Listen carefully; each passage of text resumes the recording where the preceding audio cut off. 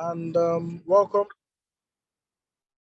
session for government tutorial on behalf of the Jason Charity Support Foundation. So last week or the week before last, we had a discussion on the unitary and federal system of government. Just to refresh our memory, I don't know if anybody can very quickly tell us about unity and federal system of government. That's if any of them is online. I don't know, is there any student online? Mr. Jatu, can you confirm if there's any student online? No, none of the students that attended the last one is here. So you can just continue with the class with this new topic. Okay then. So we'll start with today. We're going to be looking at the Confederal system of government and the Parliamentary system of government. So we're going to start with the Confederal system of government. So definition: a Confederal system of government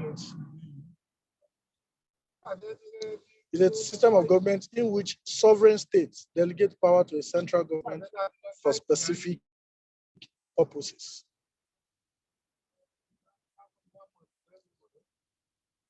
For example, in 1981, Gambia, the African country Gambia and Senegal came together to form the Senegambian Confederation, but it was later collapsed in 1989. So basically, a confederal system of government has two major countries or two major states, two sovereign states coming together to form a confederation for specific purposes. And so power is donated to a central authority to take the lead and devolve power in between the confederations. So generally, the features of a confederal system of government is that the central authority is usually weak, and also the confederates. The background noise, the background voices. Can you hear me? I can hear you. The background voices, it's affecting the distance. I'm in a moving car. I'm in a moving car. That's why. So just manage. I was going to get down.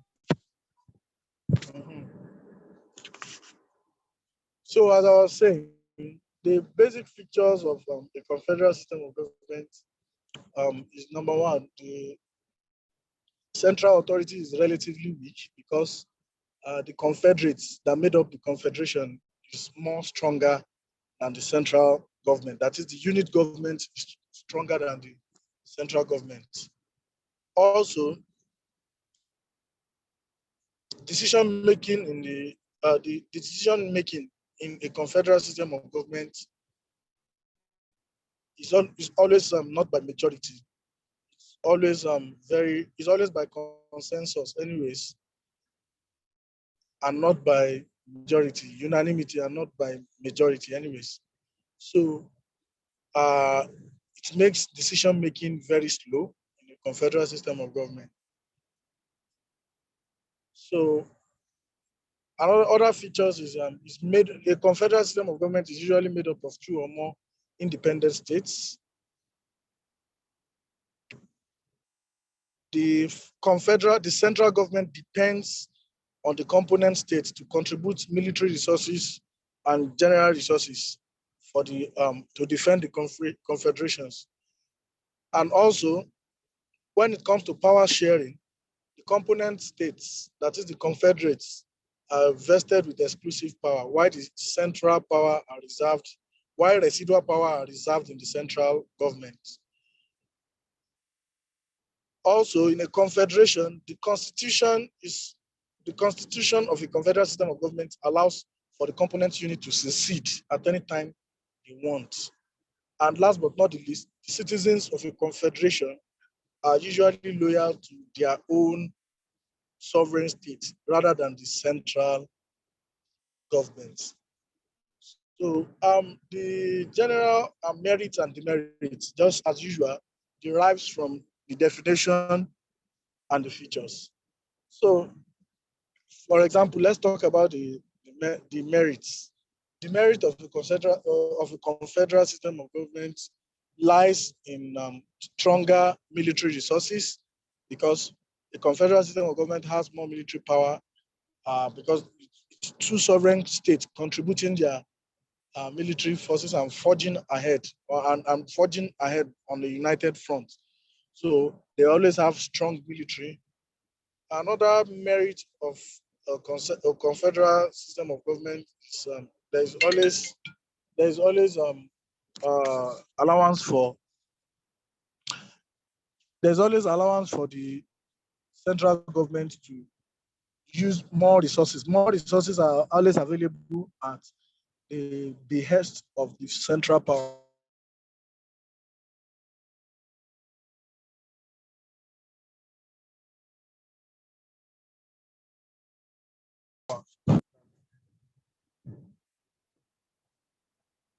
So it allows a confederal system of government allows for a multiple citizenship. So the citizen federation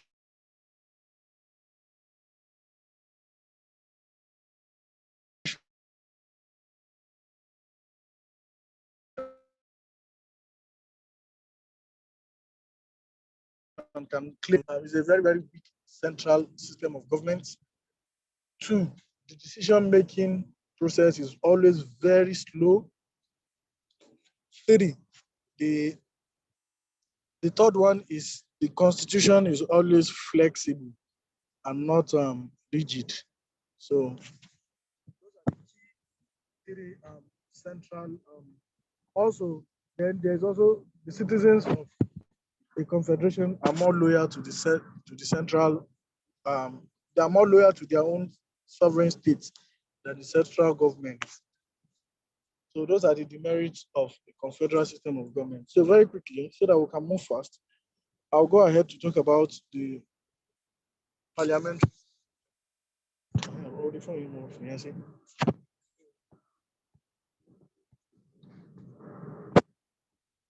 So a parliamentary system of government is a democratic form of government in which the political parties that win the most seats in the legislature or in the parliament during the federal elections forms the government. I take it again. A parliamentary system of government is a democratic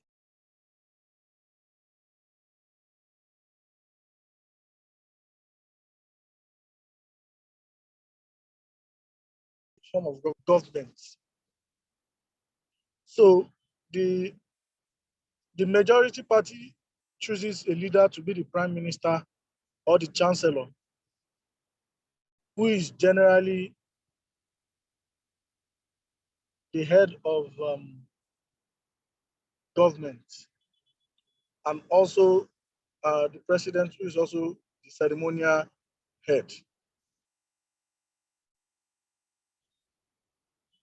So the head of state is usually a ceremonial figure, and the prime minister is often he often carries the presidential power. So generally, the features of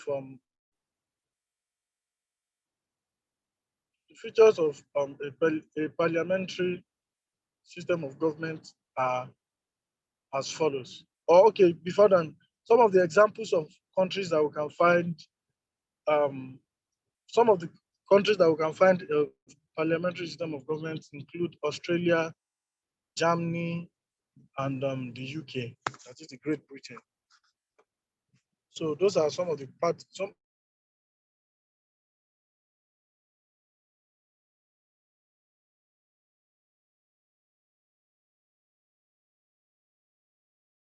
where you can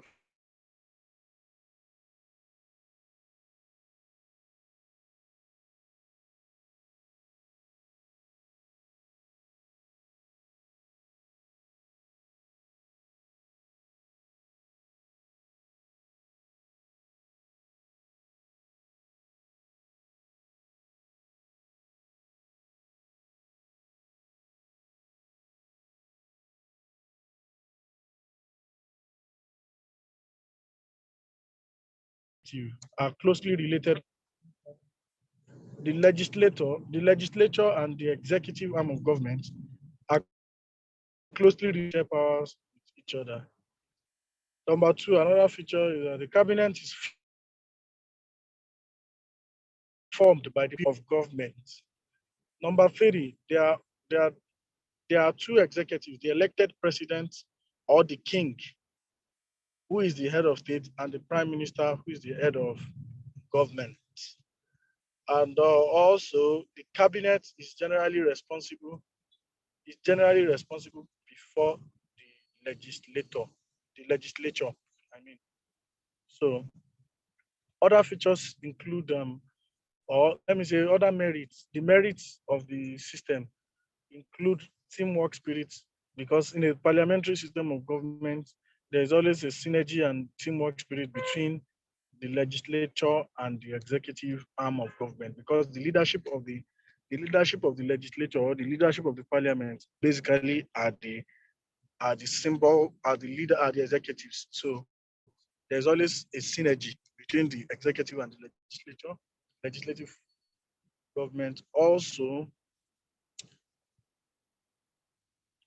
there is also the principle of separation of power. There's always separation of power. One of the merits of parliamentary system of government is that there's always separation of power. Also, there is also a collective responsibility that is between the parliament and the executives. There is always collective responsibility.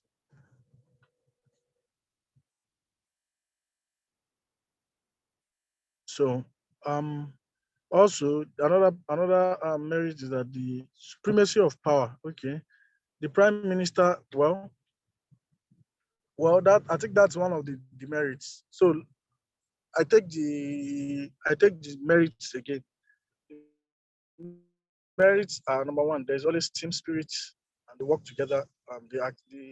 There's always a team spirit between the legislative and the executive arm of government. Two, the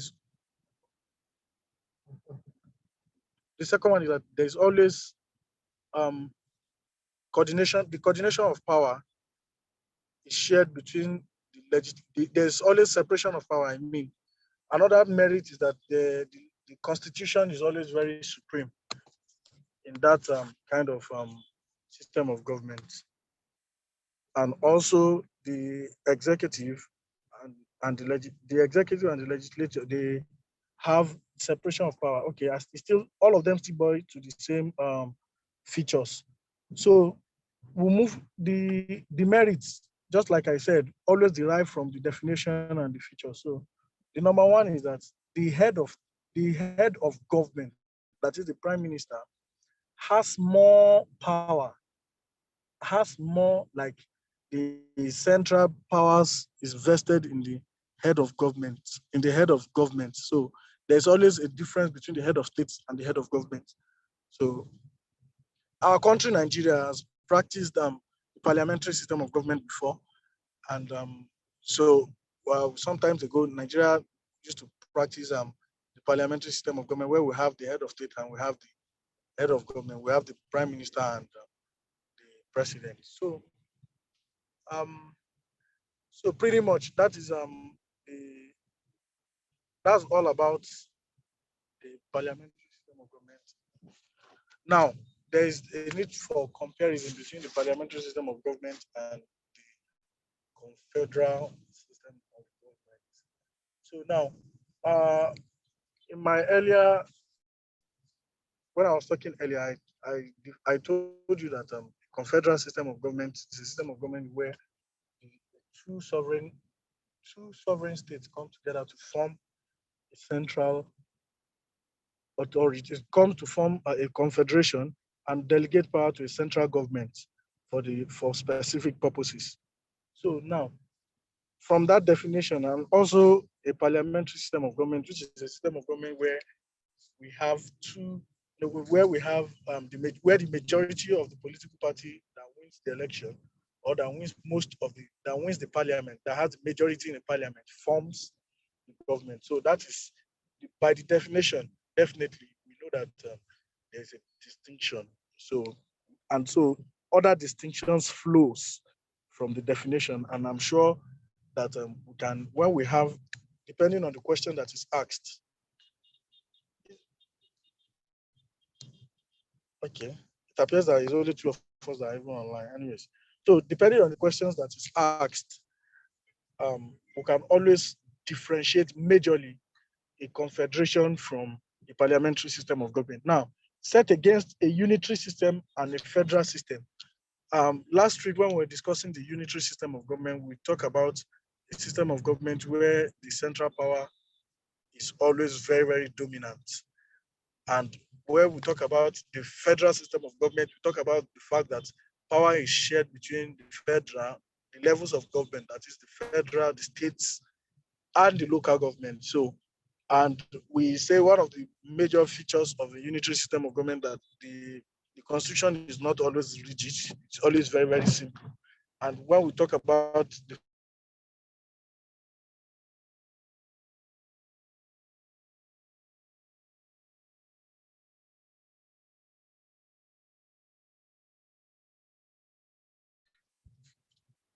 in WAEC and NECO, basically what one of the recurring questions or one of the aims of the examiners is differentiating so the one of the aim goals of the examiner is to make the student elicit, is to make sure that the student can elicit the difference between the the different forms of government, systems of government. So, and I give you one of the expos that you can use to identify some of this system of government is in their constitution. It's in their constitution. So, just like I said, the constitution in a unitary system is largely flexible and maybe unwritten or unwritten. So, but in a federal system of government, it is usually written and it is supreme and it is rigid. In a confederation, it is flexible. And in a parliamentary system, it is written and it is rigid. So at times, the examiner might ask you a question, especially in the objective question, and tell you that so dash constitution is rigid or flexible. And they'll give you options wherein some of these systems of government are. So if you, as long as you can differentiate what happens to their constitution, then I'm sure you can always find your way around the question. Also, another distinguishing factor within all this system of government is how easy is decision making. In a unitary system of government, decision making is very easy and quick. In a federal system of government, decision making or law making process might take a long time because of they have to consult. There has to be a consultation between the levels of government and responses. So there's a lot of back. Also, in a confederal system of government too, in a confederal system of government even has a longer decision-making timing, while a parliamentary system of government too, a parliament is easier because in the parliament, the ceremonial head or the of the ceremonial head only needs no consultation between them. So that is another factor that we can use to differentiate all this system of government.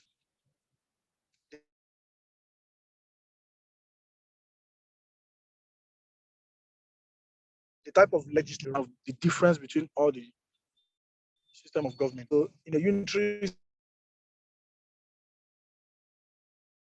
system, there's always, usually last week, that a unitary system of government has typically a unicameral legislative system of government. And also, a federal system of government typically has bicameral legislature, where we have maybe the Senate, and in the case of Nigeria, the Senate and the House of Representatives. And also for the Confederation, there is no legislature at all, because it is the states, the confederations, the confederates or the units of government maintain their own structures, their state structures. They are only coming together for specific purposes and for they are presenting a united front for specific purposes or for specific reasons. And yeah, pretty much that is the ones we have done. The one we have discussed so far. The ones we have discussed so far, those are some of the factors that we can use to distinguish them. Also, the cost of governance too is another thing. Well, this thing in our next class when we'll be finalizing on the rest of the system of governance that we have. So we have so also another thing that we can use to distinguish this system of government from one another are is basically that what's it called, the cost of government. A unitary system of government is easily can easily be run.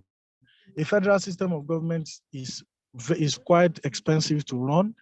A confederal system of government too is easy to run because the existing state structures are adopted, while a parliamentary system of government too can be very, very expensive because there is always two parliament too.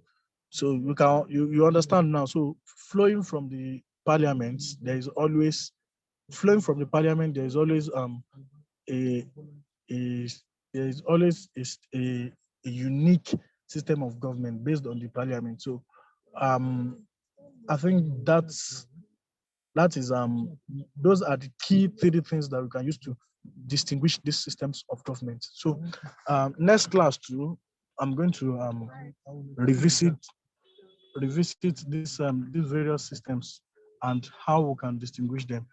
So gentlemen and ladies, boys and girls, I think this is where we hang the curtain for the night.